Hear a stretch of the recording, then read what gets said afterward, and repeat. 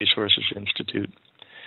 My name is Joe Donahue. I work for a company called Apt Associates, and I will be moderating this webinar today. TERI is an implementer of the Climate and Clean Air Coalition Municipal Solid Waste Initiative.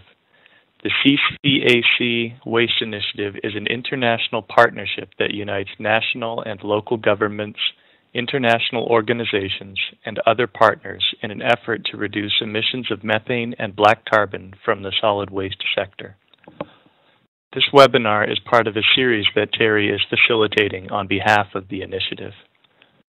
Today's topic, marketing proceeds from waste, is of great significance as the government and urban local bodies emphasize the need to promote Swachh Bharat initiatives and the use of products originating from waste. Our speakers for today's webinar include Mr. Ashish Jain and Mr. Michele Giavini. Mr. Jain will discuss barriers, avenues, strategies, and approaches available to help marketing proceeds from waste in India, including compost and refuse-derived fuel, or RDF. Mr. Giavini will present on best practices from other global regions for proceeds from waste, with a focus on compost. We will have a question and answer period at the end of the presentation after the speakers present. If you have questions for the speakers, please enter them in the chat field on your screen. I will now introduce our speakers. Mr. Ashish Jain is a postgraduate in environmental science and the founder-director of the Indian Pollution Control Association. He is also a director in RecTech Environment, Avasap Technologies, Air Quality Management Services, Parshvi International, and a founding member of the Society for Indoor Environment and Clean Himalaya. He has more than 15 years of professional experience in the field of solid waste management, air pollution, and environment education. His expertise lies in execution and planning of solid waste management projects for towns, cities, campuses, industries, corporations, and institutions with an articulated environmental emphasis. His professional work encompasses introduction of new technologies related to waste minimization, community engagement, promotion of recycling, and exploring sustainable solutions for a healthy society.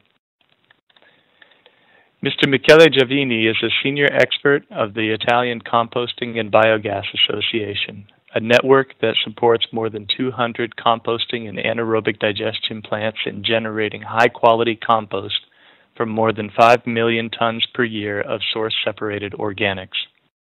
Mr. Giavini has more than 15 years of experience in sustainable waste management, promoting best practices across Europe and other global regions. He also runs ARS Ambiente, an Italian consultancy focusing on source separation and treatment of organic waste, supporting both local authorities and private operators. He has prepared integrated waste management plans for regional councils and is involved in international projects funded by the European Union on organic waste management and on the implementation of pay-as-you-throw schemes. He supported the Climate and Clean Air Coalition's waste initiative in a variety of activities, including coordinating the initiative's work in Dar es Salaam, Tanzania, and he has developed tools and resources to promote organic waste management. And now I will ask Mr. Jain to begin his portion of the presentation. Mr. Jain? Yeah, as Joy already has already given my brief introduction that we are into this field for last 17 years, and we are working with the community, providing door-to-door collection services and encouraging people to do source segregation, take out the recyclables from the waste, and supporting the recycling industry. And there are a lot of challenges as the today topic is marketing proceed from solid waste. So in India, there is always the issue of quality supply of waste material to the industry, whether it is a waste to energy industry or a recyclable industry. So industries are facing a lot of problem in getting quality waste because we are not segregating our waste at source. So segregation of waste at source is the major issue behind all the present scenario. So IPCA basically promoting or educating people or stakeholder to at least to segregate waste at least into two compartments, biodegradable and non-biodegradable component. We are also trying to educate informal sectors and providing training to them to do secondary segregation, because more you segregate, more value you will add to the waste component. And we experience a lot of problem in getting right kind of market for the RDF compost because of the quality issue. RDF can be used to generate electricity. RDF can be used in waste energy plant, power plant, and Paris is to generate electricity and energy. But if the operator of these units are not getting quality waste, they will not accept this in any way. So the processors who are making RDF from the waste are facing huge challenge in marketing this compost, and their entire pollution. They invested several amount of capital in setting up the plant, but at the end they are not able to sell their products. So ultimately those plants has to be shut down, which is not the viable option, which is not the sustainable system to have solid waste management in any city or any country. So what to do to break this barrier? We have to dedicatedly look out the quality issue of RDF, compost, or whatever waste we have. So first of all, segregate into different component and maintain the quality as per the requirement of as per the requirement of your client. If you are supplying this RDF to waste energy, you have to maintain the calorific value above 1100 degrees Celsius, 1100 kilocalorie per kg. So there is a lot of method. You can do shredding of your waste, you can do side screening, you can do magnetic separation, coarse shredding, refining separation. All these methods add a lot of value to your RDF. To avoid the contamination, I would suggest people who are into the collection and transportation, they should restrict the entry of construction and debris waste to the waste. They should avoid the contamination of silt into the waste. Sometimes I have visited many RDF facility, and they are also getting dead animals, construction debris, silt, which is which make their entire operation useless. So they have to invest a lot of energy in making RDF. The dry moisture content is very high.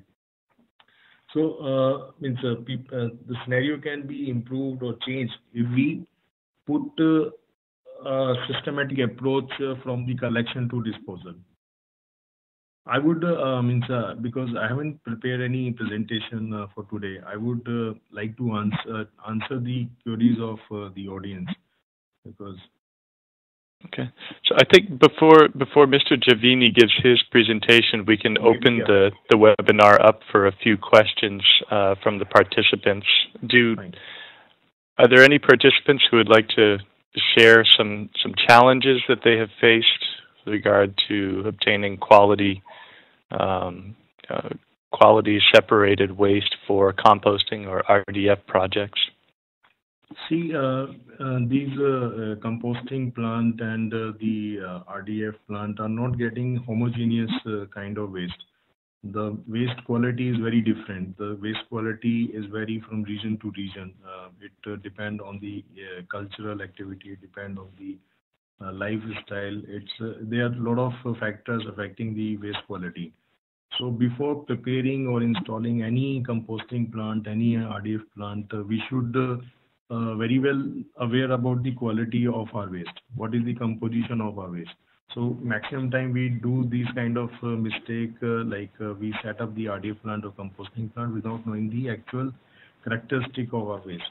What is the carbon content of organic waste? What are the nitrogen content of our waste? And is there any heavy metal contamination in our waste? So these things has to be regularly checked. check. There should be a system through which we can monitor and evaluate our waste quality. And if there is any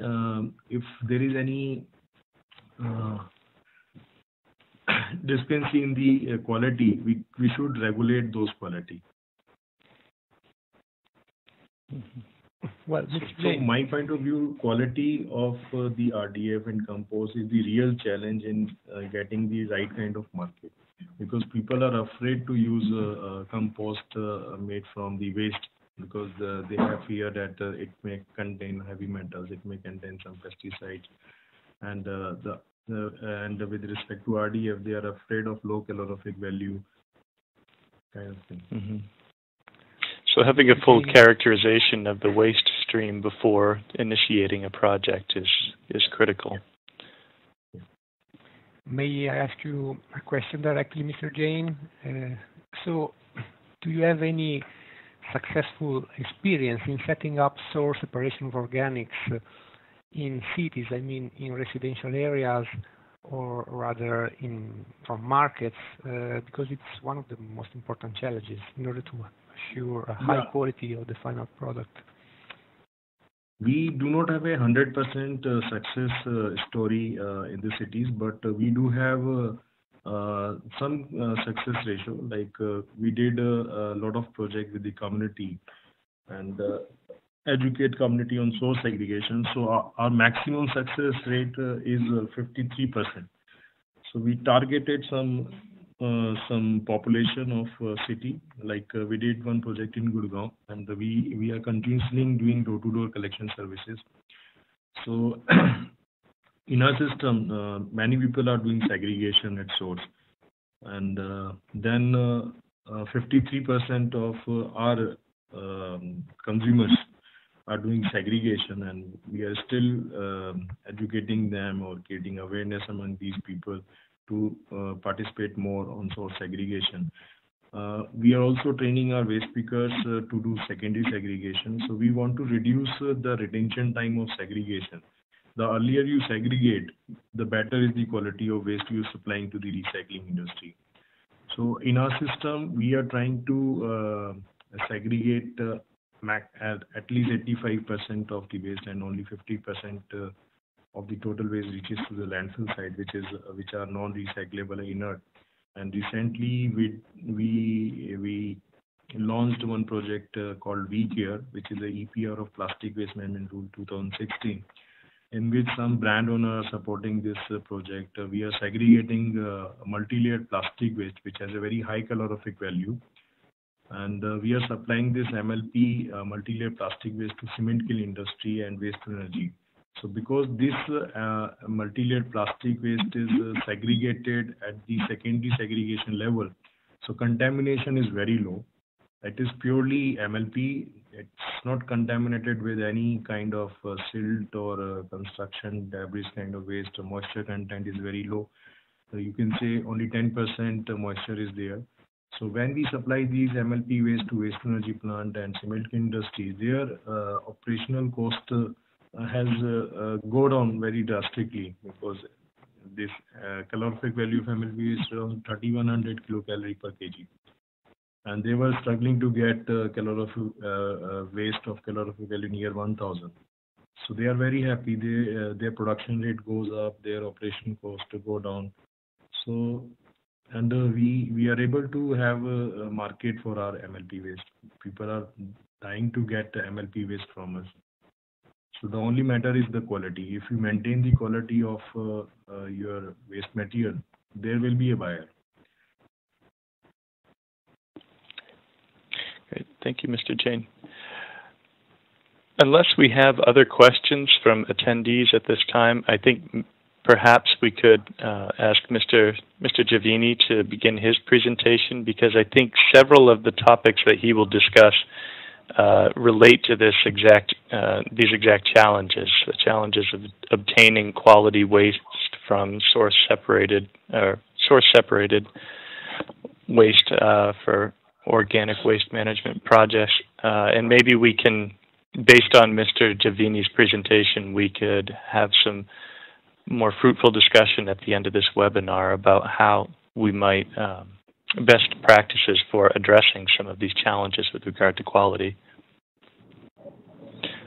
Okay, so we have a question from an architect, and the question is, I have to plan compost plants before the project is established. How does one plan in the absence of real data? For example, if you do not have good data on the characteristics of the waste stream, how can you go about approaching planning for a project? Mr. Jain, do you have any thoughts? The question is very good question, because if you need to plan anything, a plant, you should have a realistic data. But if there is no occupant, so you can have just an estimation what kind of people are going to live in that city or town. What would be you will be aware. You would be aware about the geographical condition and climatic condition, the lifestyle. You should have some rough idea about the economic status. This city or this society belongs to high income group people or middle income group people or upper middle group income group. Based on their economic strata and lifestyle, cultural activity, you can have some rough idea, and you can take 20% buffer zone. Like if the per capita waste generation rate is 2 kg, so you can easily calculate the total amount of waste. 50% you can take compostable or organic waste. So this hypothetical calculation has to be done before planning this kind of facility. Thank you. Give your presentation, and then we can resume the question and answer period after your presentation. Okay, very good. So we need you to share your screen. Yeah. And great. Okay, we are ready. Yeah. Okay, very sorry for the loss of connection, and I will go on talking about some basics of the composting and organic diversion with a worldwide approach. We all know these charts. They represent the organic content of municipal solid waste, and we can see that it's very variable. According to the income of the countries, we have an organic content ranging from kind of 30% in high-income countries up to 64% in low-income countries. And I also found in an article some figures about India, about Delhi, and I found out that actually organic content decreased over time, reaching like 38% in 2002. But there's one peculiar thing that I want to point out. The organic content in waste reaching the landfill is much higher than this 38%. That's because informal recyclers collect valuable dry fraction, thus increasing the percentage of biodegradables up to 74%, which is an impressive amount. So basically, we are talking about a fraction of waste which generates the highest environmental impact when landfilled, so it has to be diverted, represents the highest share in municipal solid waste recyclables, so it has to be collected to achieve higher recycling targets. But the paradox is that it is not targeted by the collection, for instance, of informal recyclers, and the viable and effective collection scheme is not easy to set up. And most importantly, it does not benefit from any kind of incentive scheme. Think about the extended producer responsibility schemes that are commonly in place in Europe or even worldwide. They are schemes in which the producer of packaging pay for the collection and recycling of their waste, their packaging. And this is not in place for bio-waste. But moving to a worldwide perspective, there is something that I always like to point out, which is the size increase in large cities over time, and this is astonishingly quick. Look at this chart. This is 1960, and these are cities with a population with red dots population higher than 10 million people. 1960, 1980, 2011, 2025. Look especially at India or Southeast Asia, how many cities are growing more and more rapidly. So we have to focus on all possible solutions for urban areas, and particularly to solution addressing the so-called transitional mega cities. They are kind of cities exploding and with difficulties to set up complicated collection and waste treatment schemes. So, talking about the treatment options, let's look at all the options for treating the organic fraction of municipal solid waste. In this scheme, I would like to point out an important dichotomy that will guide us through the rest of the webinar, which is the difference between source-separated organic fraction, and I appreciate that it was mentioned before, source separation is key in order to get a clean organic fraction and subsequently a clean quality compost, and organic fraction that is mechanically sorted with end-of-pipe solutions like what we call in Europe MBT, mechanical biological treatment, which generates actually a biostabilized fraction or even a biostabilized waste if it doesn't comply with the quality of a compost.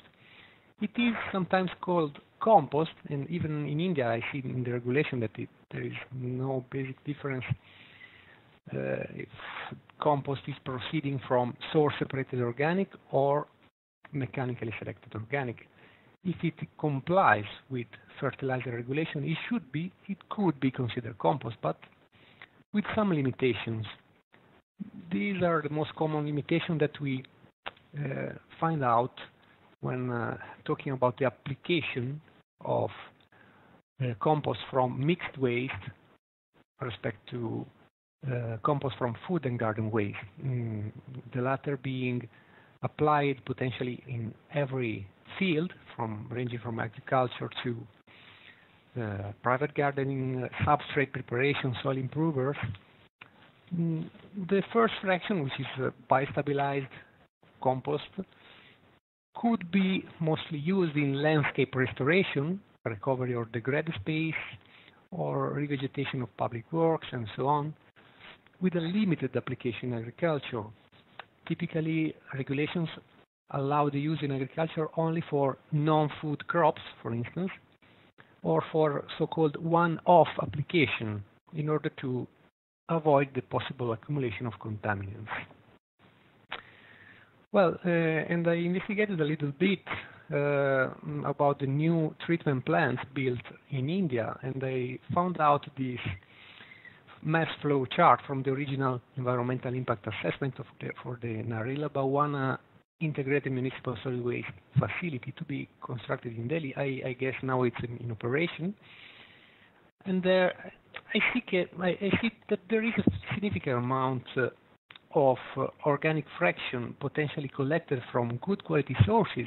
I mean, markets and commercials, like 350 tons per day, but also 150 tons coming from organics mechanically selected from mixed waste. I don't know if these two sources are then separated and treated separately in the composting facility. Probably not. If not, well, there is something to be pointed out, because this mixing of high quality and low quality sources, although probably helps to generate a medium quality compost acceptable in agriculture, hinders actually the perception of the two different qualities of these two products. Now let's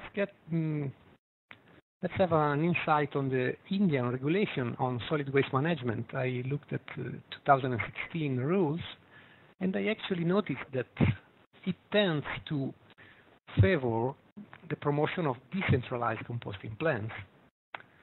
As you can see, preference shall be given to for on-site processing or to decentralized processing to minimize transportation, which is true actually. But this leads us to a discussion about the opportunity of having centralized or decentralized facilities. There are various policies in middle and low-income countries promoting both of these approaches. And we will look at advantages and disadvantages of those. Some key consideration. Well, the decentralized approach is clear. Food waste is 75% water, so we want to avoid high transportation costs for this fraction. Decentralized plants can be built quickly. They can engage communities, helping them changing the mindset towards waste management. And they probably could sell compost at a higher price if they reach a high quality. On the other side, centralized plants benefit from economies of scale, so they can afford pre- and post-treatment equipment in order, for instance, to remove impurities like plastic contamination. They can play a more important role in diverting more organics from landfill. Possibly they could benefit from carbon credit support in some cases. And paradoxically, it could be better to have one centralized plant than 1,000 decentralized facilities inside a mega city that may be suffering from this NIMBY, not in my backyard syndrome. But there are a lot of boundary conditions affecting the choice of composting technology, starting from landfill gate fee, land price. We know that inside urban areas, land price is really high. Tolerance to other nuisance, transportation costs for sure, compost market value, the quality of bio-waste, and also the availability of bulking agents, because compost cannot be done only with food waste. We need some other kind of materials to create a correct mixture. These are examples of composting at different scales, ranging from home composting, quite spread around the world. This is another example of home composting. These are so-called microplants or community-based composting.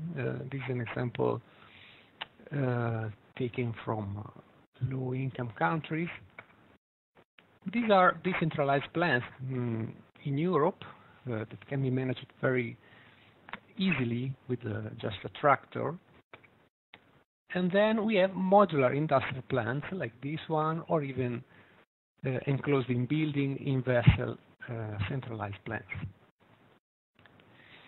A basic decentralized composting model is quite spread in Southeast Asia and quite spreading around the world. It's basically designed to treat up to 10 tons per day organic waste. It's a box composting system with concrete perforated pipes, and it works quite well actually. And these are large-scale composting and their key issues.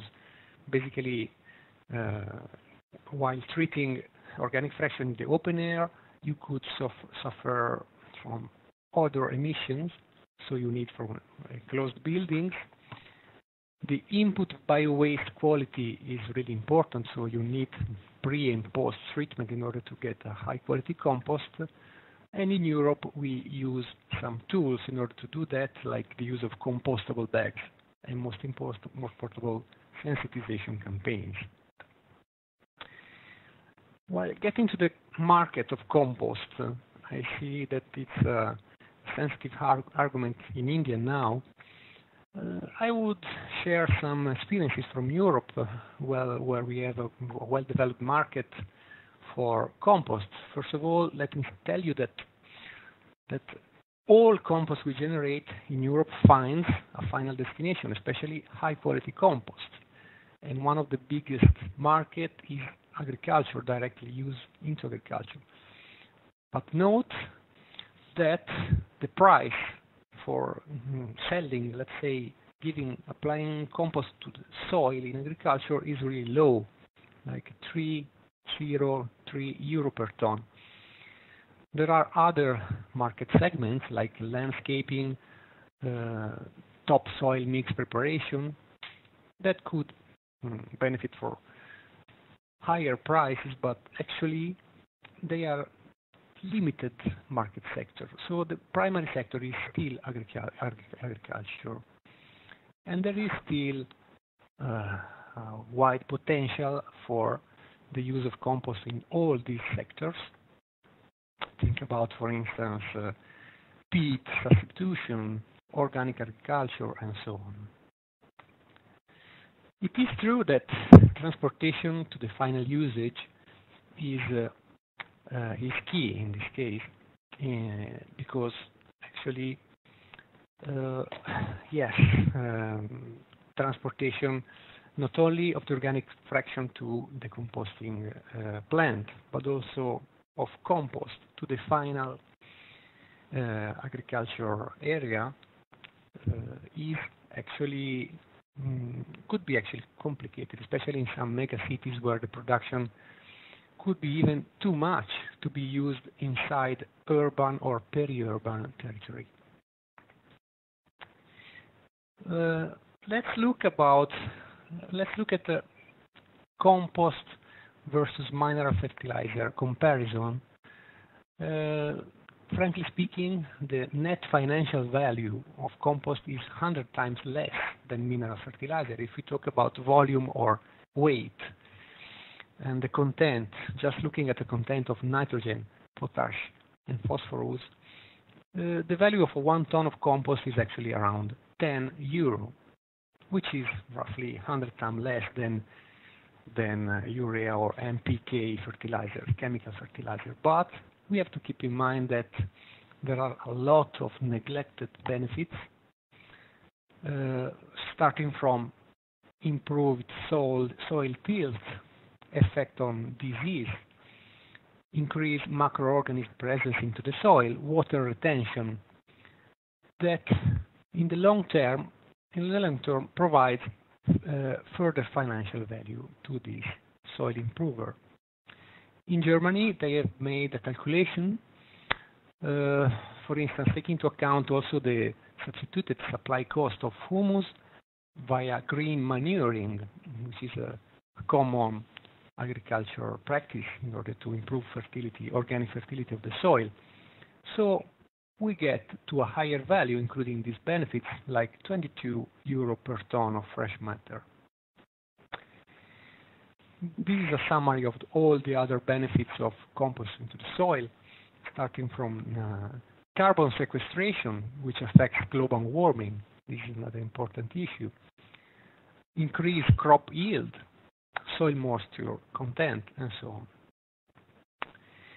Looking into a greenhouse gas approach, the value of giving back carbon to the soil, like so-called carbon sequestration, is ranging from 10 to 300 kilos per ton. So, taking into account that we also have to keep in mind that the carbon offset market is kind of hampered recently, and the carbon credits dropped below $10 per ton. This has to be taken into consideration. Now let's go to policies, and we will go quite quickly in order to reserve some time for final questions for sure. Policies to support source separation of organics and composting. Let's look at one important thing. The typical revenues of a composting plant are not from compost sale. In Europe, it's just 5% of the total revenue of a plant is compost sale, while the gate fee accounts for 95%, and also in other regions of the world, as you can see in these charts. So this is the decision. Should we make gate fee more attractive, like giving subsidies to the construction of composting facilities, incentives, or introducing a landfill tax, for instance, or should it be better to promote compost market, giving subsidies to the marketing of compost like in India, or to land application, or through green public procurement, for instance? In India, the decision has been to support the so-called city compost by giving an incentive, quite a high incentive in my opinion. It's around $23 per ton of compost marketed. And this is a quite peculiar case study because almost nowhere in the world it has been supported with such an amount, to my experience. I look at the report prepared after the implementation of this regulation, and there are some kind of discussion and issues that emerged, like farmers not being very keen to purchase compost, as by paying a little bit more they could buy a bag of urea. They know that the benefits will be visible only after 2 or 3 years. And the committee notes that segregation of waste at household level is very crucial in order to have a high quality compost. Another note, another statement, many of the marketing companies trying to market this compost has failed to achieve their marketing target recently. So we have to explore new opportunity like adding micronutrient to compost or explore innovative promotional schemes. Now let's come to some suggestions for the European experience I may share with you. First of all, improve the image of compost. There is lack of awareness about compost, about what it is, about the comparison between it and chemical fertilizers. There is a competition with chemical fertilizer, and in most cases, let's get back to the suggestion from the European experience. I guess you have seen this slide, and how to improve quality, the visibility of compost by quality assurance schemes. First of all, be clear, quality compost is different than biostabilized from mixed municipal solid waste. Just quickly, you can look at this chart about the content of lead in final compost from MBT, which most of the time is higher than threshold limit in order to be considered a quality compost. There are also data from India from past experiences. It's not always easy to maintain a good quality compost with mixed waste. Okay.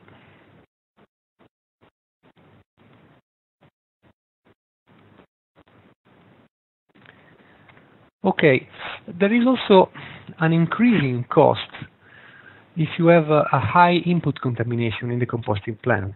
We have to remove plastics and other contaminants, and this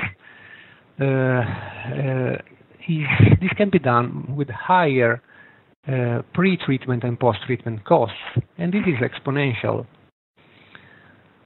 So we have to take into account that source separation is key in order to have less treatment costs. MBT should be transitional. What does this mean? MBT facilities should be designed to produce compost from mixed waste and easily converted into high quality composting plants. So we can start from MBT or even start from landfill bans and taxes. Then if there are subsidies for programs for source separation of organics, we go for high quality compost facilities, and then maybe we go for anaerobic digestion as a final stage if there are subsidies for renewable energy and possibly biomethane. Most importantly, reward and inform citizens. Citizens must be informed and sensitized about the final destination of their waste. The misconception that an end-of-pipe facility can do everything by separating all fraction and generate a high-quality product is dangerous, because doing this, you are telling citizens not to separate at home, basically, while we want to deliver the opposite message. Like in this case, this is from India. Set up source separation of organics and possibly set up incentive schemes aimed at supporting pioneer experiences. Even keeping municipalities challenged. Look quickly at this incentive scheme that has been put in place in Sardinia, Italy. Simply, municipalities without source separation of food waste had to pay more, to pay a higher landfill gate fee, and this amount, this overcharge, was given back to municipalities doing source separation of food waste. And these incentive schemes led to the increase of recycling rate in all municipalities of this region from less than 10% up to 60% in every municipality in 5-7 years. Some other best practices. Now in Italy we have 60 million inhabitants, we have 40 million people with source separation of organics, and we are producing 1.8 million high quality compost. With some good case studies like Milan, 1.3 million people with door-to-door collection, food waste being collected in compostable bags, and 85 diversion of food waste. This is our compost. We are generating compost from either from aerobic composting, but also from anaerobic digestion and composting. And this is an interesting chart for you. The level of mineral fertilizer used in agriculture decreased over time, and at the same time compost-based soil improver use increased up to almost the same level. Also, there are new projects in Europe exploring new opportunities for the valorization of bio-waste. I'm member of this European project, Waste for Think, in which a Greek partner is investigating the possibility of generating either biochar, pellets, or co-digestion with nappies by using source-separated food waste. The generation of biomethane is quite interesting, especially because we did the calculation and we could potentially fuel all collection vehicles that are collecting any kind of waste simply by fueling them with biomethane generated from food waste. So it's a perfect circle, or so-called circular economy. And that's why a couple of years ago we set up an event with the DeLorean from the movie Back to the Future, in which that movie, you remember, that car was powered with food waste, and that seemed like really an oddity and something to be coming really in the future. But we rented a DeLorean in an anaerobic composting facility, and then set up a press conference and everything. So, coming to the conclusions, mixed waste composting can be a transitional solution, but be aware of the adverse effects like bad acceptance, quality to be monitored, especially if this product is subsidized. It's better to act on gate fees by introducing a landfill tax, but with an appropriate return by promoting, for instance, front-runner municipalities in addition to compost market, and aim at introducing source separation schemes of organic, starting from the easy generator like markets, and for sure sensitize and involve citizens. Thank you again, and sorry again for the interruption. Great, thank you, Michele. So we have a comment here, but I think it may lead to some discussion. There was a comment that perhaps the best use of compost would be for urban agriculture projects. There's a suggestion that all new urban projects could have the possibility of introducing agricultural activities or urban greening projects that incorporate compost. Michele, maybe do you have any examples of existing projects?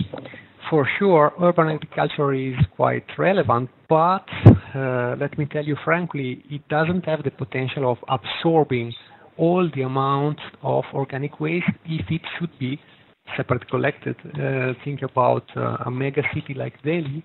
If we should collect and source, separate, collect and compost all the organic fraction generated, the compost generated would be for sure a higher amount than what could be potentially used in urban projects. So definitely we would look at peri-urban areas or agricultural areas outside the city, and this implies transportation cost and so on. Mm-hmm. We have another question for both speakers, and this has to do with determining whether it's more appropriate or more sensible to process food waste in anaerobic digesters rather than transporting the food waste to compost facilities. I think this is perhaps, how would you compare the benefits of maybe decentralized anaerobic digesters or biogas projects versus a centralized compost facility? Are there different fractions of the organic waste stream that you would direct to each type of project? So you mean decentralized AD facilities like those developed at micro scale in low-income countries? Yes, I can comment on that because I've looked and visited directly some of these schemes in Tanzania also that are experiencing this respect. Micro AD plants in order to generate gas for kitchen use, and it's actually an Indian technology, so it's interesting. Well, again, it's just a matter of economies of scale and amounts. This kind of micro digesters could actually work with some problems. Actually, there are some operational problems. Could work, but again, thinking about very densely populated urban areas, it's not actually feasible to have thousands of these micro biogas plants, in my opinion. So again, maybe the comparison should be between centralized composting and centralized AD, which is another solution. For sure, these two solutions are costly, and they require some basic operational steps to be done, like setting up a proper incentives to this biogas to be probably used either for electricity or directly into the grid. I don't know if Mr. Jain, do you have any other comments on this micro AD plant?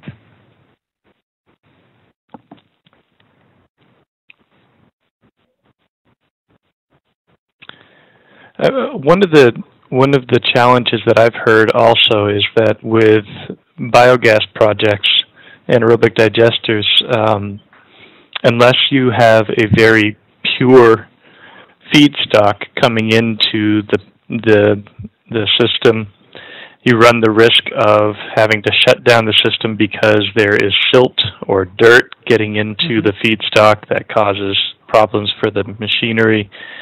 Is that's less of a risk with compost because in most cases you're not using highly technical equipment, but certainly those sort of impurities impact the quality of the compost at the end.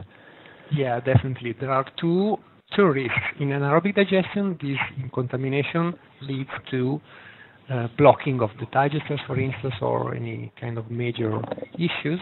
That's true. And in order to avoid this, you have to remove a lot of contaminants, either in pre-treatment or in post-treatment, leading to a high amount of organic fraction ending up to landfill again. This is less true in composting. Let's say we could allow a little higher amount of this contaminant get to the final composting stage, but if we want to deliver compost to agriculture, like in the Indian situation where compost is subsidized if marketed to agriculture, in this case we need a high final quality in terms of heavy metals, for instance. So we probably have more problems in micro contaminants than in macro contaminants. but we have the same problem in both cases. So the quality of the input feedstock is key. Mm-hmm. And perhaps could you also comment on the use of liquid fertilizer coming out of AD projects and potential applications? Yeah, exactly. Having said that the input feedstock is key, there are countries in which digestate is used directly on fields, like the UK, for instance, with some quality standards, taking into account that, liquid digestate has a quite interesting fertilizing property, but it's not compost. It doesn't give organic benefits to the soil. Again, it's liquid, so it requires transportation of water in order to move from the anaerobic centralized facility to the final crops. So, this can be done with some limitation. We suggest, from the Italian experience, to do a short post-composting phase in order to give compost to the soil and not directly digest it. Also because a lot of microplastics can stay inside the liquid digestate if not treated properly. Mm-hmm. Great. Well, we have just about reached the end of our 1-hour webinar period. We did have a final question on what are the various programs from the government of India regarding the use of waste, and is it possible to provide cost-effective technology to rural and urban individuals for efficient use of waste? Mr. Jain, if you have a response that you could provide very quickly, that would be very useful, but I think I would refer the question or the commenter to TERI's website on the waste initiative project they are implementing. There are some good resources there, and I will post the link in just a moment. But Mr. Jain, do you have any thoughts on best places to look for information? Yeah, recently there are a lot of development in the waste management sector, and I would thanks to our Prime Minister Modi, who started the Swachh Bharat mission. So there are a lot of talk and initiative taken by the government of India and the state government. They are planning to bring the ULB's municipality in the core area. They're already in the core area. The pioneer responsibility for managing waste belongs to ULB, but there are a lot of work is going on how to strengthen the municipality, and what is the government is working to provide solution to the end products like waste to energy plants generating electricity. If there is no buyer for the electricity, what they will do? So now recently government has issued a circular that every state which have this waste to energy plant has to buy waste energy from waste to energy plant at the rate of 6.5 rupees to 7 rupees per unit. Even though they have the surplus quality, the state government linking with the fertilizers, if anybody producing compost, they can sell their compost to the fertilizers company, respective to if they maintain the quality. Quality is the major parameters. If they maintain the quality, they can sell their end product to the fertilizers company. And there are subsidies schemes available. You need to explore with the local authorities. They are providing subsidies on, I think, 1,500 per ton to use your biomass to generate compost. And there are a lot of scheme available on the website.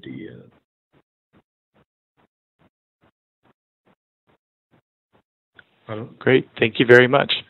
Yeah. Well, I believe that is all the time we have today. I thank everyone for their participation, especially our speakers, Mr. Ashish Jain and Mr. Michele Giovini. Thank you both for providing your expertise and perspective on this very important issue. And thank you to everyone who joined in today. Have a good evening.